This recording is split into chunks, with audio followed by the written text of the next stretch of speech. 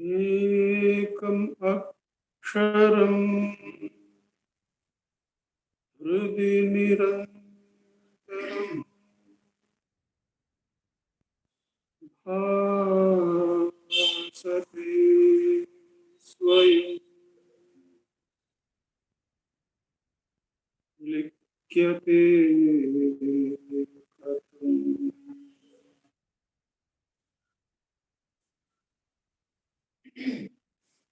हृदयकुहरमध्ये केवलं ब्रह्ममात्रम् अहम् इति साक्षात् आत्मरूपेण भाति। हृदि विषमनसा स्वं चिन्वता मज्जता पवनचलनरोधा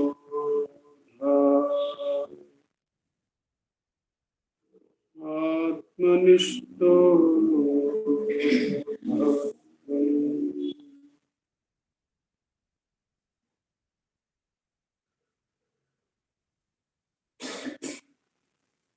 देहं मृण्मयः जडात्मकम् अहं बुद्धिर्न तस्यास्त्यतो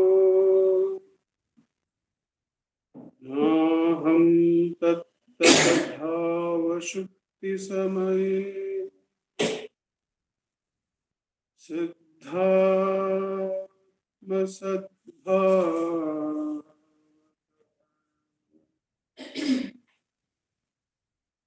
ओहं भावयुक्तो रभिया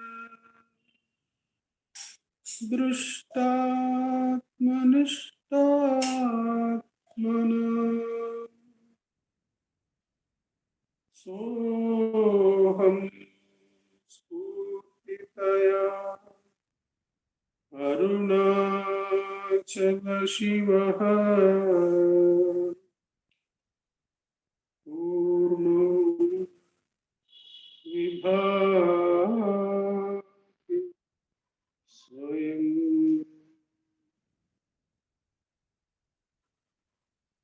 सोहं स्फूर्तितया अरुणाचल शिवः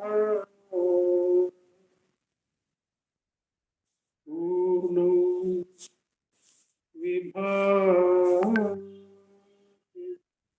स्वयं।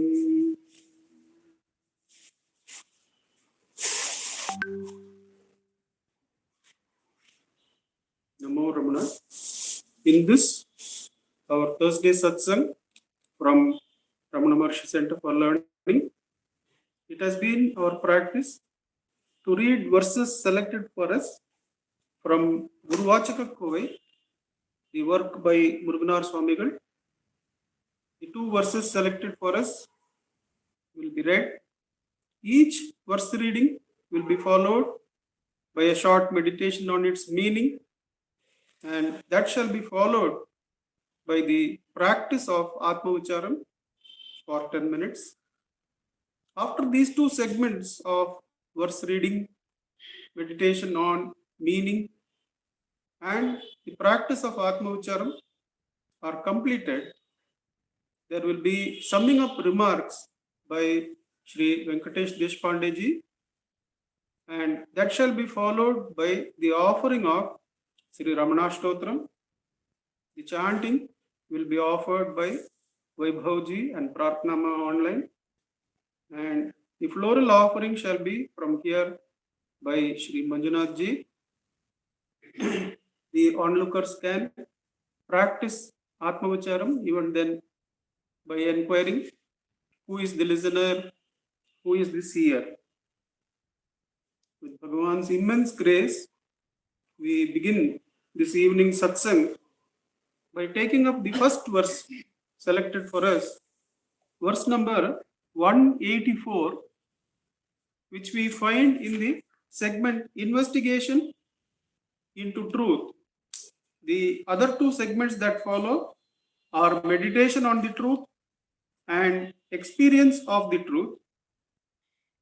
Verse 184, we find in the subsegment the greatness of Ahamukha, facing towards the self. The greatness of Ahamukha, the target of your meditation is the subheading. The greatness of Ahamukha, facing towards the self. Verse 184, consciousness, one's real nature, which is the basis of knowing the non-self objects, is the excellent anchorage for the meditation practice of aspirants. Consciousness, one's real nature, which is the basis of knowing the non-self objects, is the excellent anchorage for the meditation practice of aspirants. If unaware of this, they meditate and toil by holding on to another object imagined within that self. This is like grasping a shadow, the illusory reflection, while ignoring the real object. If unaware of this, that consciousness is the anchorage, they meditate and toil by holding on to another object imagined within that self. This is like grasping a shadow, the illusory reflection, while ignoring the real object. There is a small note from Sri Ramana Paravidyopanishad by Sri Lakshman Sharma ji, I think. The note goes like this: for the seeker of deliverance, the best of all possible objects for meditation is the consciousness having the form I, which is the essence of the real self. For the deliverance, for the seeker of deliverance, the best of all objects, all possible objects for meditation is the consciousness having the form I, which is the essence of the real self.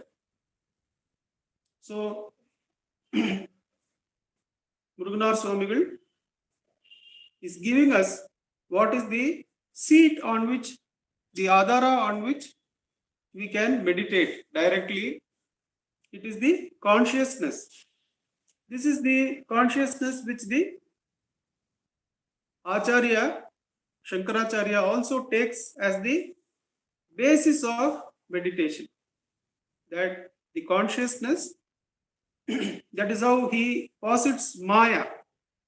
That this consciousness, though available to everyone, is not directly perceived. The aparoksha anubhuti is not there because there are veils. It is veiled by the three shariras: the stula sharira, the sukshma sharira, and the karana sharira. Obviously, the identification with these veils, once you identify with the physical body, the stula sharira, there is the opposite of ahamukha. There is the opposite of turning inward. There is the turning outward. So one has to deliberately take the attention away from these veils and the fivefold bhutas which appear as various objects and turn inward. Where one has to turn inward towards the consciousness that is one's real nature. How do we say it is the real nature? Irrespective of what object is perceived, the perceiver always has to be present, says Bhagavan. So the objects and the medium are changing while the perceiver is constant. Therefore, what is the perceiver made of? Perceiver is made of consciousness. So therefore, consciousness is the real seat of meditation. Arivai, Ariyum, Arive Porul, quotes Bhagavan from Arunagirinathar. The consciousness that is conscious of its own ever-present nature is God, is the Supreme Being. The consciousness which is conscious of its own ever-present nature is the Supreme Being. Here we come to a subtle point where Bhagavan doesn't even need the exposition of Maya in his teachings. Because at the root, Bhagavan's teachings is based on Satvastu, is based on not even the consciousness, so that the Anirvachaniya Maya has to be posited. But he says, even in deep sleep, are you not present? So it is the existence, it is the Sadvastu that Bhagavan holds as the root of his teachings. So we won't find Maya being posited in Bhagavan's teachings, in Who Am I, in Self-Enquiry, in the book Spiritual Instructions, all the prose works. The Maya in Ashtakam in one place, how not apart from the self the creation is made, Bhagavan posits. But Bhagavan's teachings does not need the positing of the Anirvachaniya, beginningless Maya. It necessarily has to be beginningless, because if it is having a beginning and it can be perceived by the Jiva. And all the Jivas are supposed to be under the control of Maya. So Maya necessarily has to be posited as beginningless. Whereas Bhagavan will always ask, when somebody asks, what is going to happen to me? Maya is beginningless, but has an end on waking up, says the Advaita Vedanta. It says that Maya is beginningless, causeless, which not necessarily it has to be, because if its cause can be found out, then Jivas will be beyond that. So it is beginningless, but it has an end, because one can wake up from the nescience, from the ignorance, and on waking up to the self, Maya ends. But it has to be Anirvachaniya, not definable as existing or non-existing, and it has to be beginningless. But Bhagavan doesn't even need this support. When somebody asks, when am I going to get self-realization? Bhagavan will always say, see if you are ignorant now. See if you are born now. See from where the mind is born. So for him, you are the ever-present Sadvastu. Therefore, even this Purana that is experienced will quieten down into the self, Bhagavan says. So he doesn't need to posit a Maya or a consciousness as the basis of meditation. But in most of the verses, we will find that the Advaitic tradition is kept track of, and our own need for the experience of consciousness is kept in mind, and the consciousness is given as the support. And that is what is done in this verse, that consciousness is the adhara or the anchorage on which the meditation is built. Now, how to turn inward? This is what the lawyer come biographer of Sai Baba, N.V. Gunaji, when he comes to Bhagavan, he quotes from Jnanadev and says that all that is needed is your grace. All that is needed is to be free of the mind. All that is needed is to be abiding in the mind-free self. And Bhagavan says, Gunaji says, when I asked for this, the realization of the self, Bhagavan's face was beaming with so much happiness that it was a sight for gods to see, he says. That is, the Guru is so happy when the disciple asks for the right thing. And Bhagavan blesses him, get in, get in. Now, the turning inward, the ahamukha, what it means, it means that one has got complete detachment towards the sensory world. Then only one can turn inward and that blessing can be received. So to get the blessing of being in the self, one has to be ahamukha. The second sentence, if one is unaware of this, the negative part, suppose one is unaware of the ever-present nature of consciousness, ever-present being Sat, consciousness being Chit. Sat, Chit is the real nature. If the ever-present real nature is left and one holds an object, when one holds an object, it is like catching hold of the shadow when the object is here, says the verse. It is like trying to catch hold of the shadow when the object, the consciousness is here, the other thought object is here. When we hold the thought object, it is like trying to catch hold of the shadow when the object is here. This can be clear to us when we look at the dimensional studies that science does. In science, the planes of existence, they say this is a three-dimensional plane. We have length, we have breadth, we have height. There can be a two-dimensional plane of living, which can be real. In that world, the objects will have only length and will have breadth, will have no height. But they will have all living in the two-dimensional plane. But what happens to two-dimensional plane in our world? In our three-dimensional world, we see that the two dimension is present only as a shadow. This is the two dimension. The shadow is the two dimension because it loses the height aspect. So a lower dimension, a lower dimensional world becomes a shadow in a higher dimensional world. For instance, in the four-dimensional world, the three-dimensional world of ours will be a mere shadow. That is what the Buddhists use in the witnessing meditation. The witnessing is of a totally higher dimension that it can free us from the sensory world, from the breath world, from the emotional world. In all these three become shadows in the witness meditation. When we start meditating without the good or the bad, when we start looking at objects without judgment in the present moment, what happens? The sensory dimension, the breath dimension, the emotional dimension, the thought dimension, all become shadows. That is what Bhagavan says here, that any thought you hold as an object of meditation is like holding a shadow when you can directly hold the consciousness. So in who am I, all those planes, including witness, becomes shadow because Bhagavan says, where is the other for you to witness? So all the earlier stages, sensory world, breath world, emotional world, mental world, buddhi world, all those become mere shadows when we are doing self-enquiry.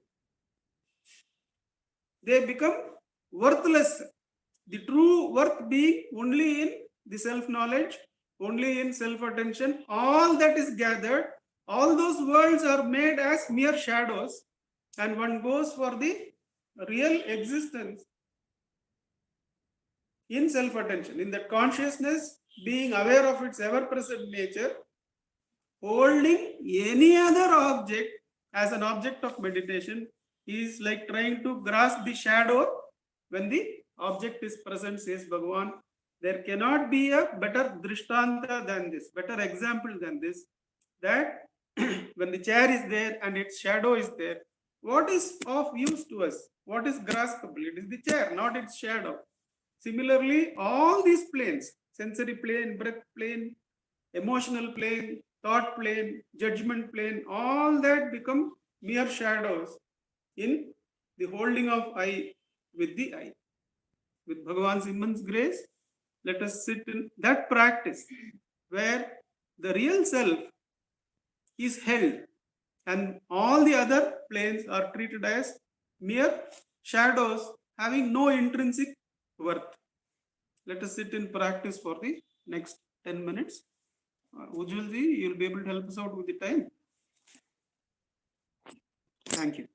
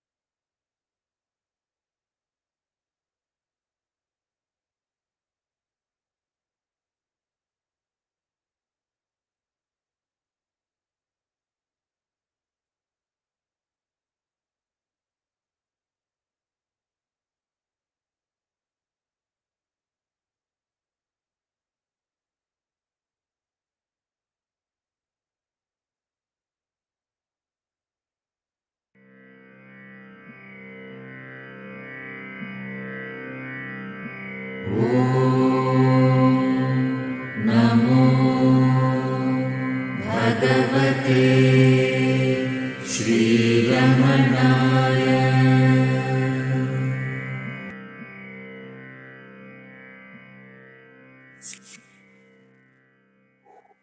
Namo Ramana. We continue the satsang by taking the second verse selected for us.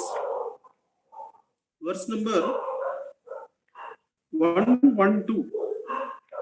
1112. This is in the experience of the truth segment, the Anubhava. The subsegment is Sthita Prajna, the one who is established in the state of true knowledge. Sthita Prajna, in common parlance, we say when crossing the road, if somebody is attending to the mobile, then he's not Sthita Prajna, we say. That is, he is not aware of what's happening around him. But Sthita Prajna means the one who is established in the self. 1112. Who is the one who shines as Shiva Swarupa, the self, having lost his ego through true awareness of the heart? Know that he alone is the Sthita Prajna, who is established in perfect Mauna and who remains unmoved under all circumstances. There are some notes, but let's read the verse once again. Who is the one who shines as Shiva Swarupa, the self, having lost his ego through true awareness of the heart? Know that he alone is the Sthita Prajna, who is established in perfect Mauna and who remains unmoved under all circumstances. Muruganar, since such a Sthita Prajna is a motionless one, he will not swerve from his state even if the three worlds suffer destruction. And there is a quote from Tevaram: even if the cardinal points change, even if the moon emits fire, fire becomes cold, or the sun travels north to south, the self state of the liberated one who has inquired thoroughly into the primal state will not cease. That is Swarupa Saram, and there is Tevaram coming up. What if the heavens shudder? What if the earth trembles? What if great mountains are shaken from their foundations and tumble head over heels? What if the ocean dries up and the stars are extinguished? What if the sun and moon fall down from the sky? what will it matter to the illustrious ones who have become subjects of the incomparable Shiva? He who remained flawless even after consuming the poison that arose in the sea.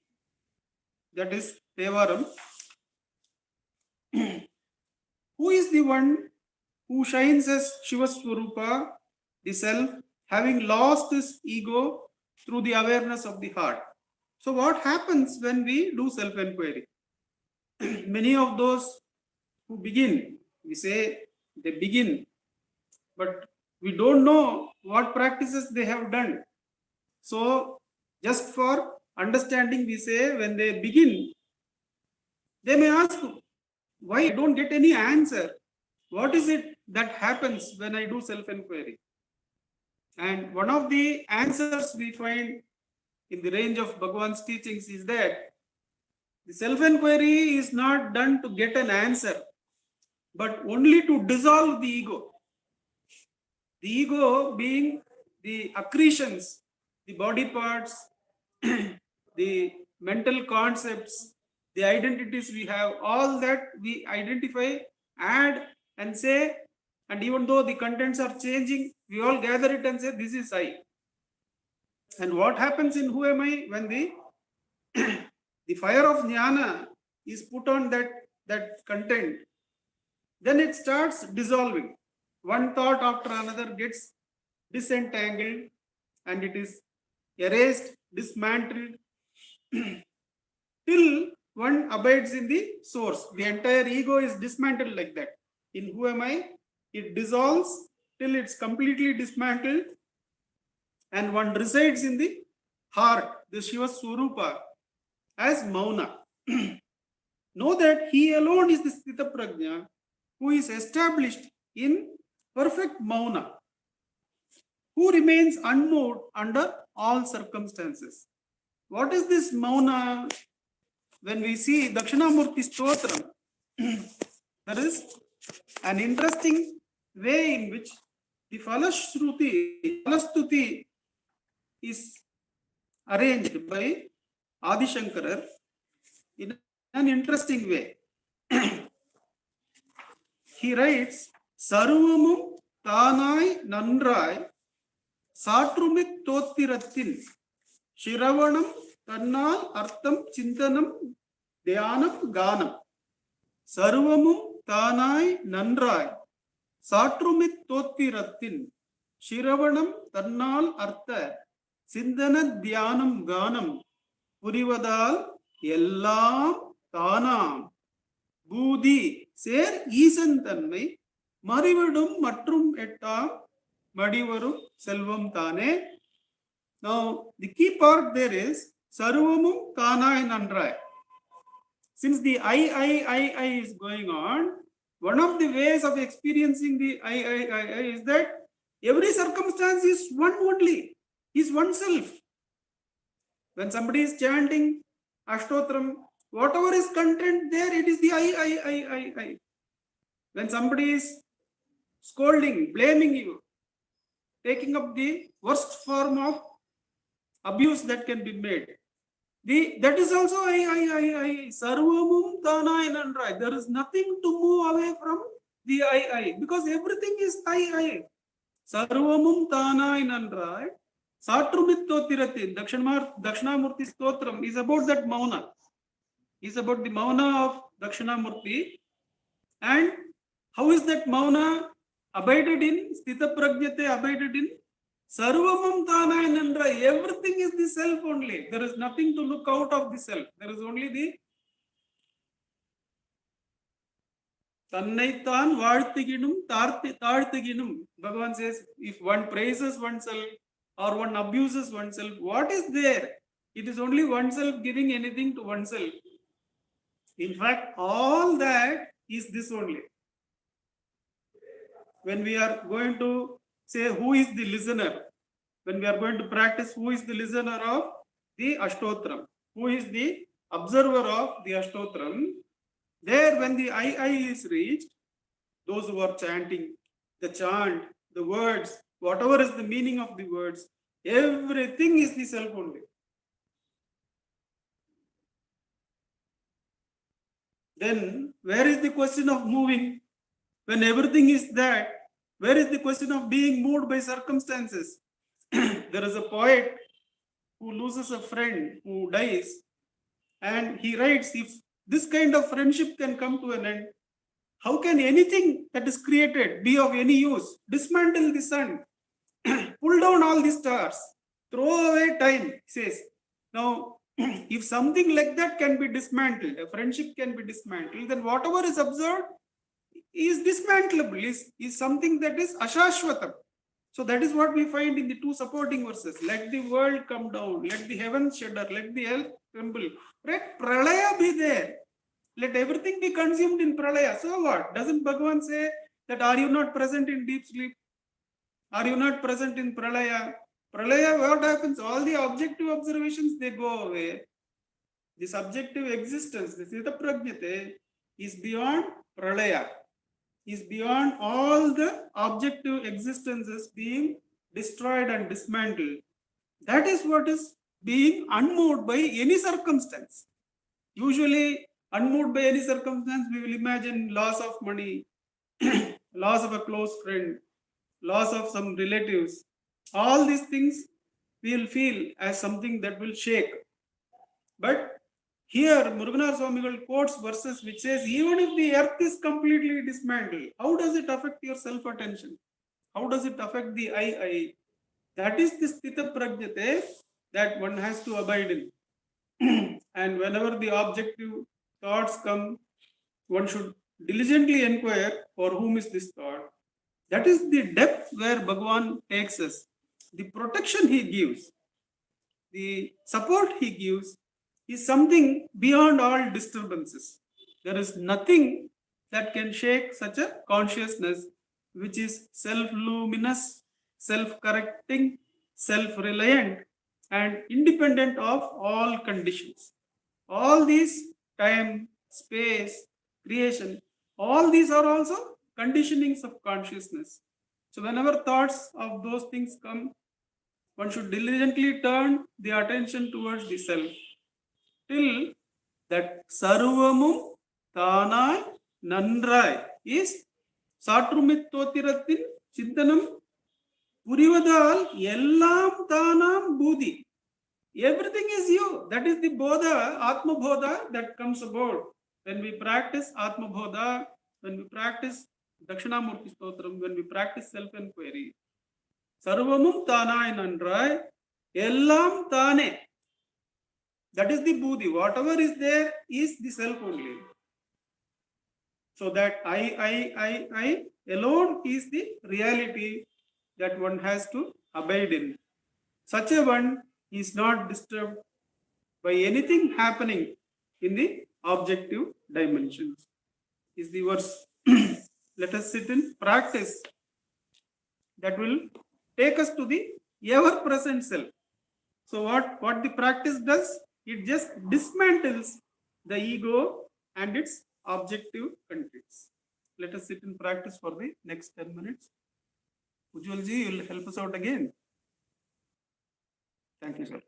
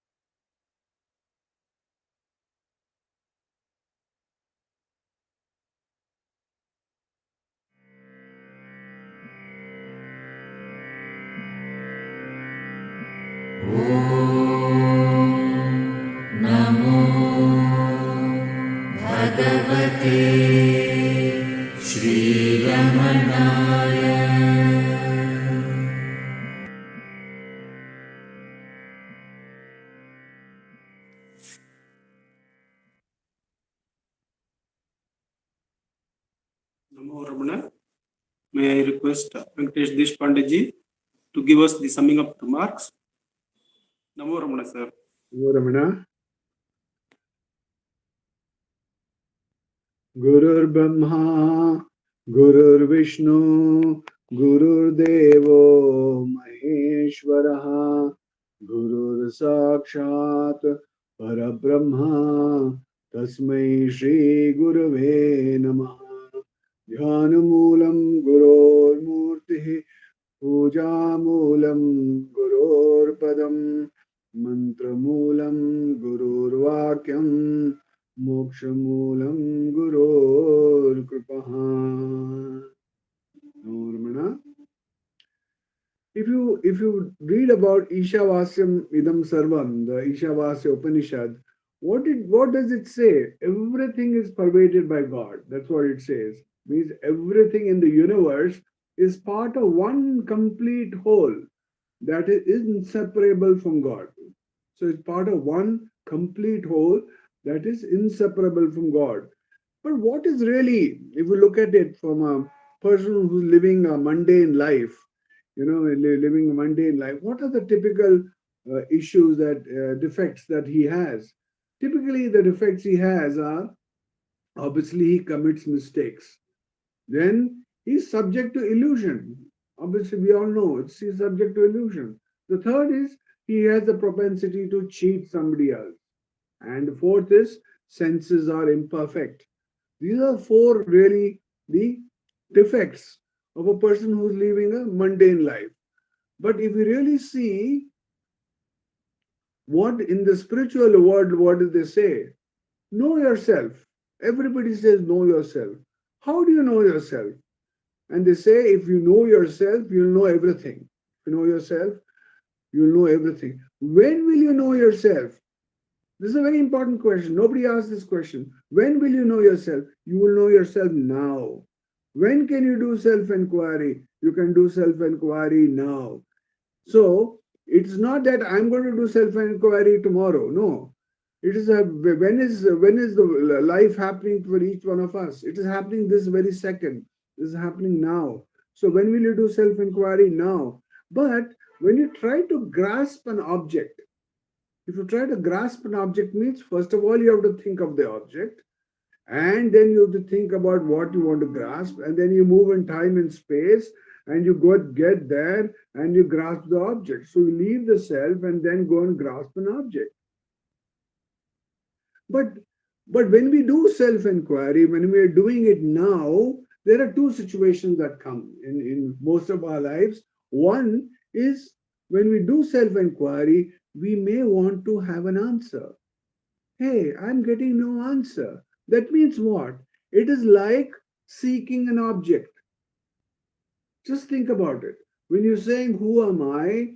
If there's no answer coming from within, that means you're seeking an object, an object. It may be a mental object, but you're seeking an object. But the flip side is, if you're seeking nothing, if you don't want anything, if you just dive deep within, and whenever you do self-enquiry, you just go dive deep within, like the way Bhagwan told Ganapati Muni, go in and merge where the breath and the mind originate. Go and merge there. If you go and merge there, then you don't seek an answer. When you don't seek an answer, you are living in the now. That's the trick of sadhana. If you start being in the, even if I'm giving this example again, even if you're seeking an answer in self-inquiry, you think self-inquiry is the highest form of sadhana. If you're seeking an answer from within, you're seeking an object. So this is an important thing that we need to understand. It's like the screen in the theater. I give this example regularly. It does not matter whether there is a movie playing. We talked about Sthita Prajna. I consider the screen similar to a Sthita Prajna. That fellow is just it's been mounted on those steel rods, and it's there. And whether a movie plays, a horror movie, love movie, if there's anything happening, people are saying bad movie, it was a horrible movie. for the screen, it does not matter. It does not matter. It just is there. It's just like that. So that is the way each one of us have to be. When you are in the now, then what happens is the past is like a ghost. It is gone. It's finished. That second that has gone by is finished, and that future is unborn. Who has seen the future? Nobody has seen the future. And we say we should live for the day. You should not live for the day. You should live for the moment. The moment is the only truth. Now, life is happening now for each one of us. When can you do self-inquiry? You can do it now. So once you start living in the now, then what happens is you have no expectation. This happened or this will happen, and that's when you are truly with God. That's when you are truly with what they call that ever-present consciousness. When you are when they say consciousness is omnipresent, what do you mean by omnipresent? It is present for me now. The consciousness is present for me now when I am in the now. That's the trick of sadhana. So we obviously have to practice and practice to be ever in the now. Om Namo Bhagavate Sri Ramana.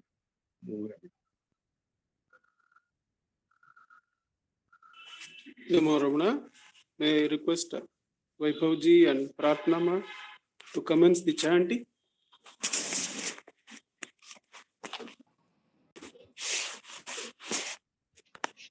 नमो रमण भारद्वाज विश्वनाथ विरचितं श्रीरमणाष्टोत्तरशतनामावलिः अपार सच्चित् सुखवारिराशे यस्योर्विमात्रं भुवनं समस्तं गुहाहितं तं रमणं गभीरं चिन्ताविहीनं हृदि चिन्तयामि। ॐ महासेन महोंशेन जाताय नमः। ॐ श्रीरमणाय नमः। ॐ गुरवे नमः। ॐ अखण्डसंविदाकाराय नमः। ॐ महौजसे नमः। ॐ कारणोद्भवाय नमः। ॐ जगद्धितावताराय नमः। ॐ श्रीभूमिनाथस्थलोस्थिताय नमः। ॐ पराशरकुलोत्तंसाय नमः। ॐ सुन्दराय तपःफलाय नमः। ॐ कमनीयसुचारित्राय नमः। ॐ सहायाम्बा सहायवते नमः। ॐ शोणाचलमहोलीनमानसाय नमः। ॐ स्वर्णहस्तकाय नमः। ॐ श्रीमद्द्वादशान्तमहास्थले लब्धविद्योदयाय नमः। ॐ महाशक्तिनिपातेन प्रबुद्धाय नमः। ॐ परमार्थविदे नमः। ॐ तीव्राय नमः। ॐ पितृपदान्वेषिणे नमः। ॐ इन्दुमौलिना पितृमते नमः। ॐ पितुरादेशतः शोणशैलं प्राप्ताय नमः। ॐ तपोमयाय नमः। ॐ उदासीनाय नमः। ॐ महायोगिने नमः। ॐ महोत्साहाय नमः। ॐ कुशाग्रदिये नमः। ॐ शान्तसङ्कल्पसंरम्भाय नमः। ॐ सुसन्दृशे नमः। ॐ सवित्रे नमः। ॐ स्थिराय नमः। ॐ तपक्षपितसर्वाङ्गाय नमः। ॐ पुल्लाम्बुजविलोचनाय नमः।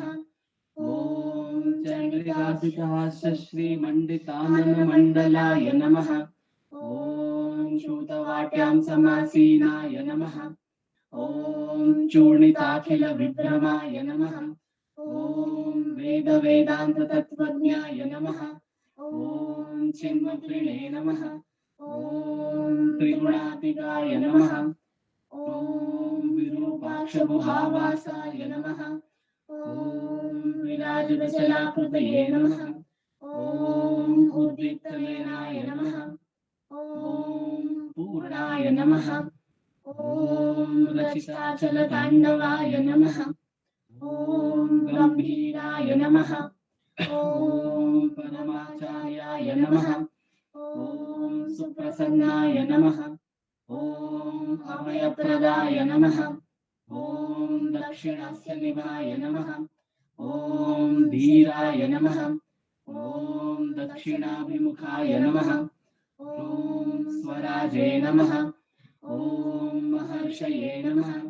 ॐ भगवते नमः। ॐ ईड्याय नमः। ॐ भूमविद्याविशारदाय नमः। ॐ विमलाय नमः। ॐ दीर्घदर्शिने नमः।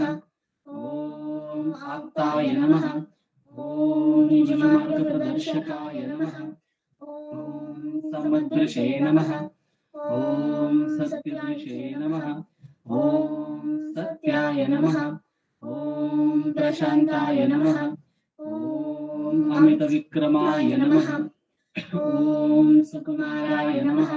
ॐ सदानन्दाय नमः। ॐ मृदुभाषिणे नमः। ॐ दयार्णवाय नमः। ॐ श्रीशोणाचलऋग्बोधस्कन्दाश्रमनिकेतनाय नमः। ॐ सद्दर्शनोपदेश्रे नमः। ॐ सद्भक्तवृन्दपरिवृताय नमः। ॐ गणेशमुनिभृङ्गेन सेविताङ्घ्रिसरोरुहाय नमः। ॐ गीतोपदेशसारादिग्रन्थसञ्चिन्न संशयाय नमः। ॐ वर्णाश्रममतातीताय नमः। ॐ रसज्ञाय नमः। ॐ सौम्याय नमः। ॐ आत्मवते नमः। ॐ सर्वावनिमतस्थानाम् आराध्याय नमः। ॐ सर्वसद्गुणिने नमः। ॐ आत्मारामाय नमः। ॐ महाभागाय नमः। ॐ मात्रमुक्तिविदायकाय नमः। ॐ विनुताय नमः। ॐ विनुताय नमः। ॐ विप्राय नमः। ॐ लिङ्गाय नमः।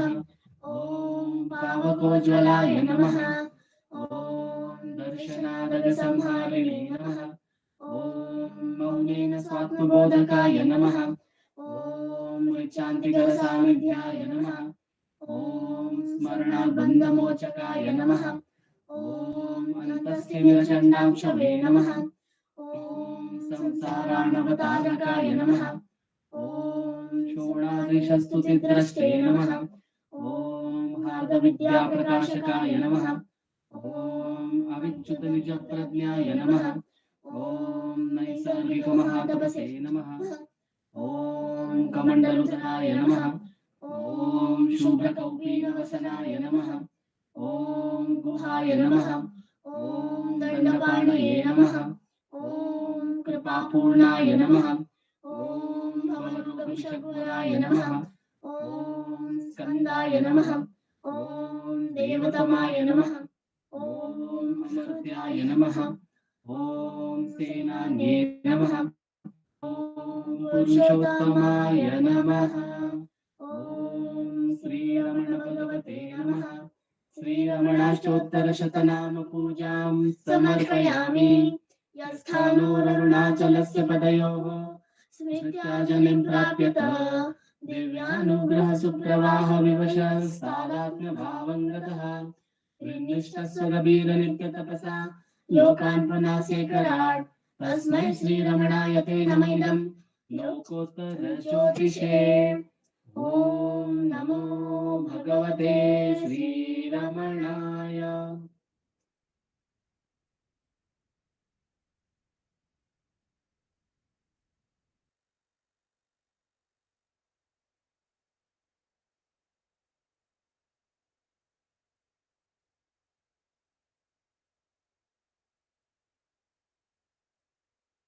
महर्षि नमो नमो नमो रमण सदाशिव प्रभावरण नमो महर्षि नमो महर्षि दर्शन सुख मंगल मुख सकल जीवहित सम्मुख ब्रह्म संगिये सदा तुष्ट सदा हृष्ट सदा शिवानंद पुष्ट परम महर्षि ब्रह्मनिष्ठसमदर्शि नमो नमो नमो रमण सदाशिव प्रभावरण नमो महर्षि नमो महर्षि ನಮ್ಮ ಮನವದೊಂದು ಕಾಡು ನೀನರಿತಿಹೆ ಅದರ ಜಾಡು ಹಿತವನರಿತು ನೀಡುತ್ತೆಮ್ಮ ಕೊರೆಯ ತಣಿಸಲೈ ಬೇಡಲೆಂದು ಬಂದ ನಾವು ನೋಡಿಯೇ ತಣಿವೆವಯ್ಯ ಮೋಡಿಗಾರನೇ ಮೋಡಿಗಾರನೇ ಹಿತವ ನುಡಿದು ಪೊರೆ ನಮ್ಮನು ಬ್ರಹ್ಮ ಸಂಗಿಯೇ ನಮೋ ನಮೋ ನಮೋ ರಮಣ ಸದಾಶಿವ ಪ್ರಭಾವರಣ ನಮೋ ಮಹರ್ಷಿ ನಮೋ ಮಹರ್ಷಿ. ಭಗವಾನ್ ಶ್ರೀ ರಮಣ ಮಹರ್ಷಿ ಕಿ ಜೈ. ನಮೋ ರಮಣ ಸರ್, ಎಲ್ಲರಿಗೂ ನಮೋ ರಮಣ.